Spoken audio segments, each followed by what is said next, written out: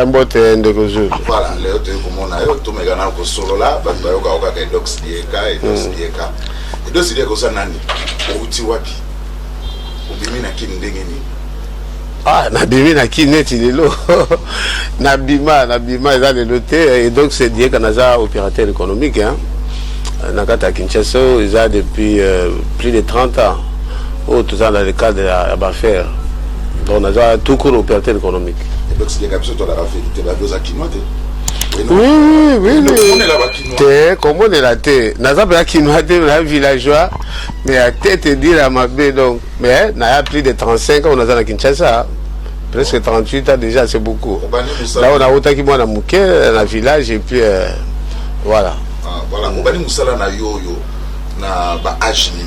C'est tout ya Moussala agence en doit na bandi yango dès que j'ai atteint 29 ans. Vous avez peut-être bitinda ou bien Obanaki Mbalamunde comme PDG. Non, bitinda c'est trop dur mais na bandaki kaka ndé Moussala bandaka mutu nyonso ezateka obutamika mbalamu comme grand non, il faut les kana ba étape belé donc tant bandaki ozalaki na banani.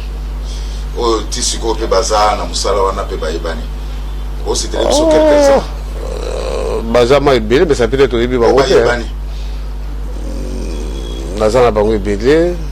Ozo ka soni ko bani ke na banana. Non, ils ont sonité comment ça les a mis. Oui, Nero za pire matsananga to bandana Nero. Non, ça bon est ce que basé belé. À partir par Nero Mbungu, Arika Mboma, oui bien je crois.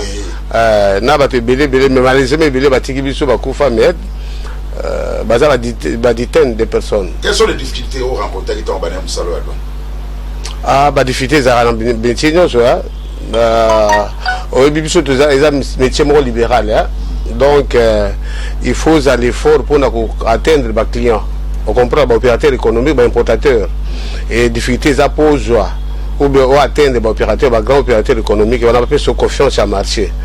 Des un peu de difficulté, mais tout ça ça l'effort par rapport à la maîtrise à soi, maîtrise à métier, tout ça en face et puis. Quand la tombe saute au cola, ça va bien comme ta douane, tout le monde est dansé.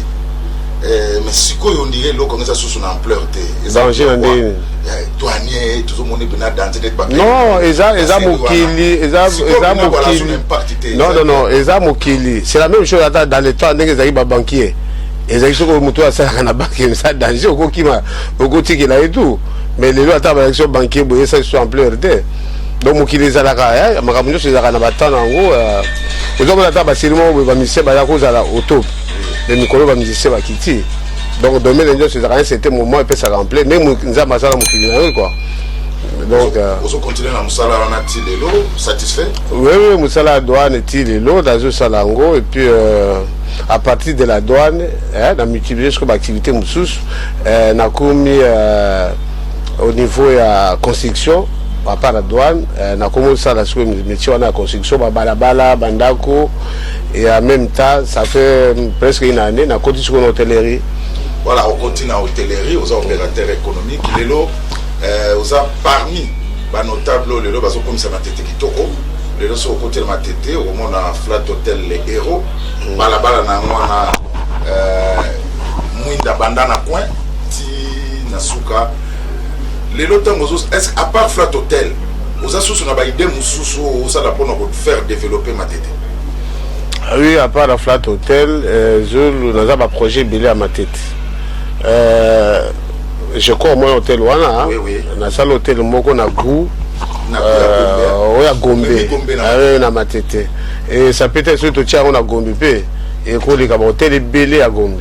Donc tellement dans ça dit que c'est trop pour qu'on la face. Pour remonter l'image à commune à ma tête. Quand on est autour de la Otakimboka, on a 80. Mais la Kotaki image, image à commune à ma tête. Ça, on dirait que Batumoko a brutalité, Batu a sport. Et l'idée, on a qui là pour remonter, n'a image à commune à ma tête.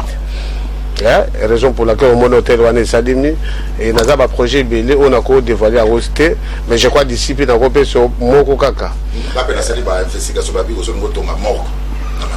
Non, hôpital avec plusieurs services.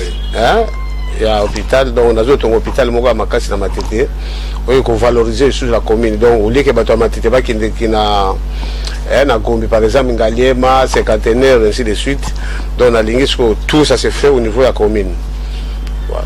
Et donc, tu dis qu'à PDG, ça va bien qu'on nous a ambition, on connaît les joueurs et leurs jeux. Au Bandaka, quand on a l'ambition, nous en avons pour la commune. Le but, c'est de donc, tu dis qu'un candidat. Non, le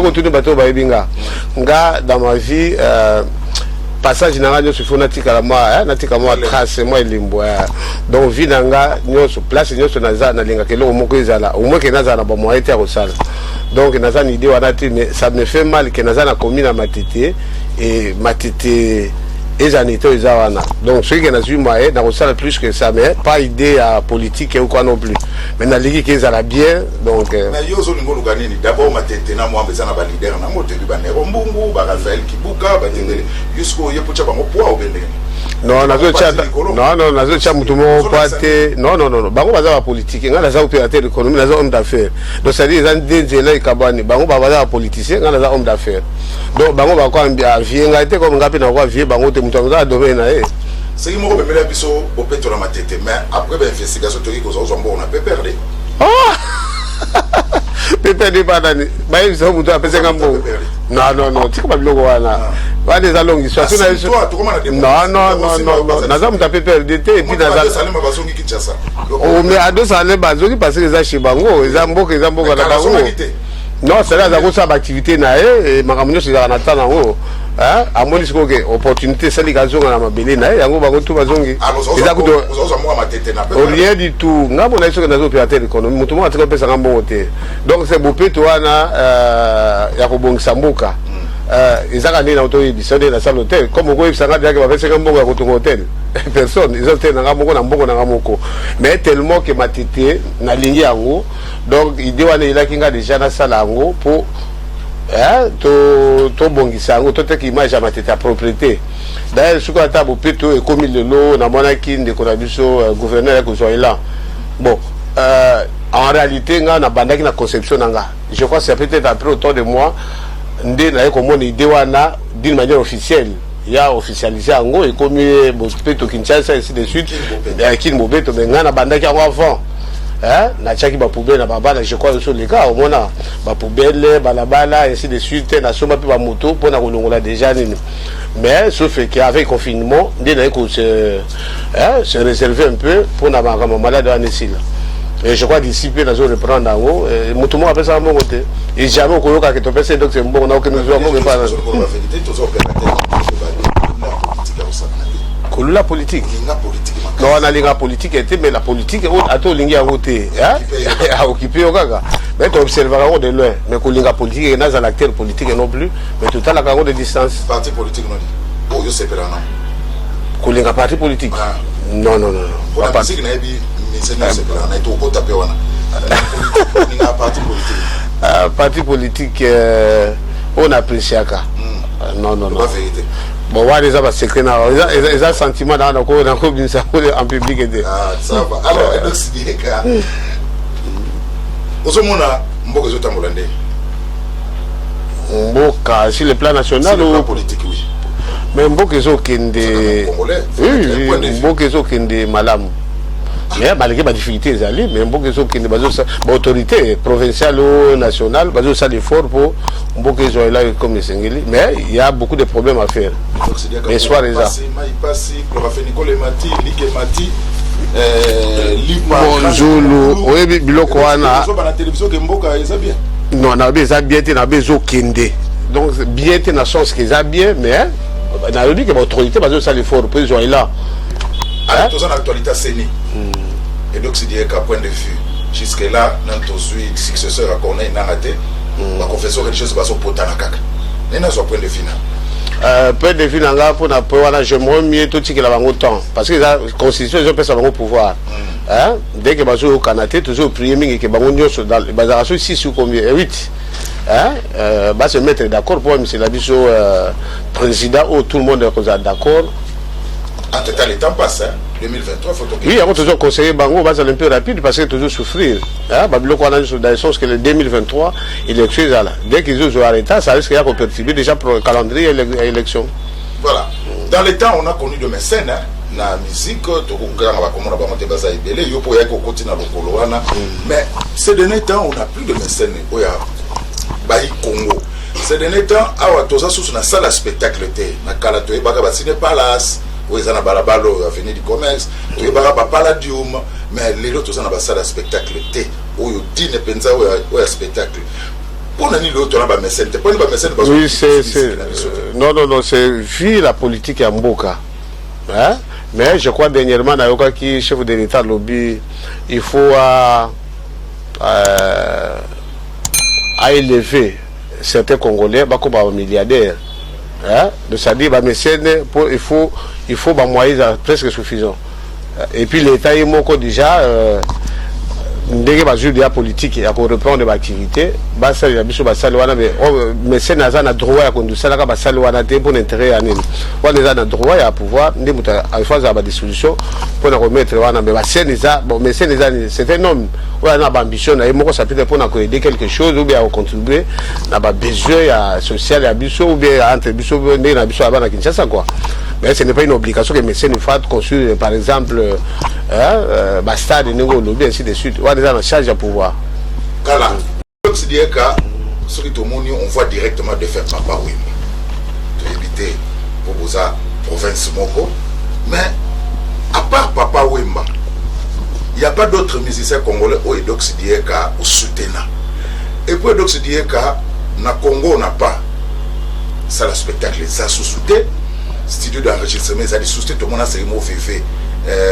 Féfé Saint-Terre, Zalaka, ou ils ont un cimetière à Kitambo, Isaïson, Zalaka, Bani Misanapo, Tokomajana Congo. Il y en a, mais pour le moment, on n'a pas un studio d'enregistrement moderne. En République de moitié du Congo, on n'a pas une salle de spectacle moderne en République de moitié du Congo. Mais donc, c'est dire qu'à PDG toujours en vie, toujours mouvementé, toujours en action. Est-ce qu'il n'y a pas un projet par rapport à cela? Oui, projet Wanezali, parce que d'ici tout ça, dans le conteneur, il y a un instrument. Je crois dans quelques semaines, ils ont commencé à Matadi. Dès que commis, tu installé un studio moderne. Qui permettre que les Kinshasa reprendre l'activité en haut, tout dans le domaine de la musique. Quoi. Nous reprendre déjà le mouvement. Et les studios modernes, moderne et puis spécial. Non. Ça peut être que vous allez le premier parce que tout ça en route. Oui, il y a des qui l'ont raté, tant qu'on soit engagé, donc, question nous retournera déjà après avoir aussi c'est le projet wana comment on a déjà comment à quel niveau de commissariat tout ça là quoi. Et donc si donc tellement sophistiqué donc. Alors à part bon tout le monde commence à respecter car la petite aucun des concerts n'a parlé du peuple.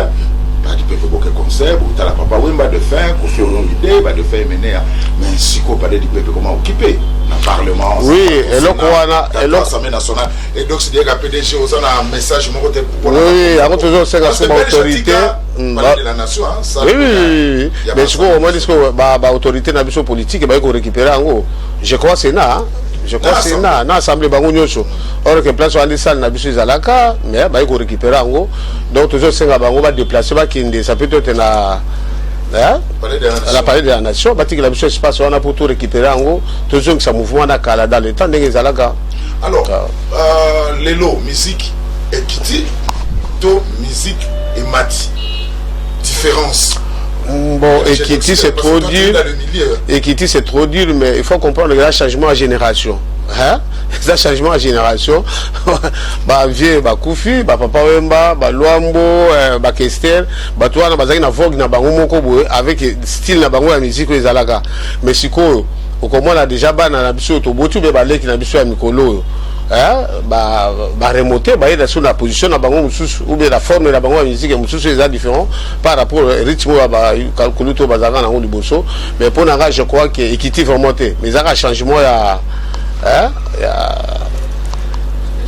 La génération, des salles est perturbée, mais et puis avec les mesures, on a le qui est musicien pas qui est sur la peau d'autre.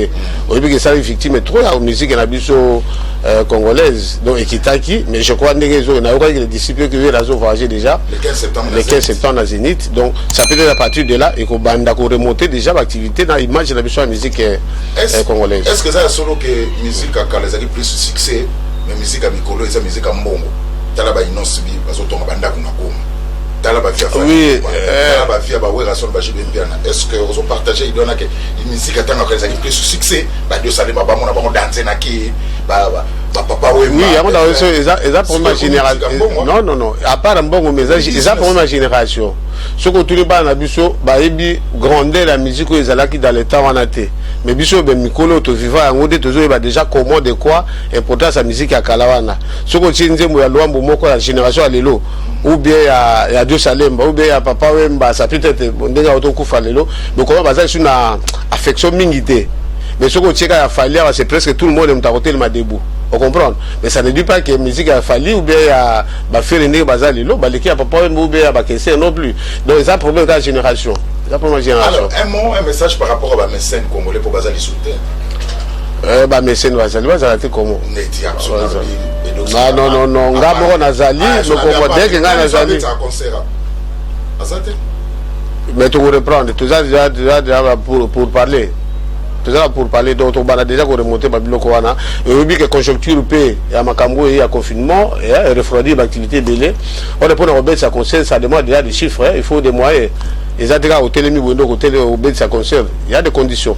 Allez, le 15 dans Zénith, confine octobre dans Arena, message pour nos compatriotes. Non, tu peux dire un message à tous les Congolais au Bazo Kabiso Lelo. Va soutenir parce que ça peut être c'est la première occasion où ils ont fait ça pour tout remonter musique d'habitude des années un peu autant des années et ça combien d'années à peu près Bamboula et où me dit 10 ans puis les 10 ans OK bah ça va voyager soutenir avant mon en plein depuis la musique d'habitude Kiti donc tous les Congolais place à Zali va soutenir déjà concert d'abord à eux là je crois que pendant les 17 le 15 septembre les 15 ou les 17 je crois les 17 oui. Donc après, il y a Kofi, ça peut être des gens à Kofi pour avoir des gens tellement trop proches. Il y a Kofi qui a se déplacer pour assister à un concert. Alors, PDG d'Occidéka, vous avez sonné la caméra. Tout le musicien non, question on a répondre. On a répondre. Et on peut s'assurer de la confusion d'esprit à bateau. Donc ça ne sert à rien. Nous avons une question à Matete. Nous avons une question à Matete. Si vous avez une question à Matete, pour critiquer les gens qui ont une question. Qui est dans le sens où nous avons une opération, on est un gouverneur. On critique trop. On critique les Amakas, on va besoin Simba dans l'hôtel. Ah oui, peut-être qu'il y a un peu tout. C'est les différences, c'est ça. Bon, ces derniers temps, j'ai l'impression que la différence est là. J'ai l'impression que la différence est là. Et Mikolo, je sens déjà que sentiment est là au niveau de l'autorité provinciale. Ou à Jules G. Parce que ce que tu as les artères, malgré les décidé complètement, mais il y a un projet quelque part. Ce que tu as les artères, les éclairés, on veut que les gens qui sont 24, tous les. Kassavubu, tous les Villeru y compris, boulevard tous les deux, Mumba, vraiment ça avance déjà, et puis net na commune on a ça. Et puis, on a limité parce que je passe chaque jour. Dans on a déjà, il y a des groupes de gens où ils sont permanents. Ils sont boutou pour mettre les propriétés.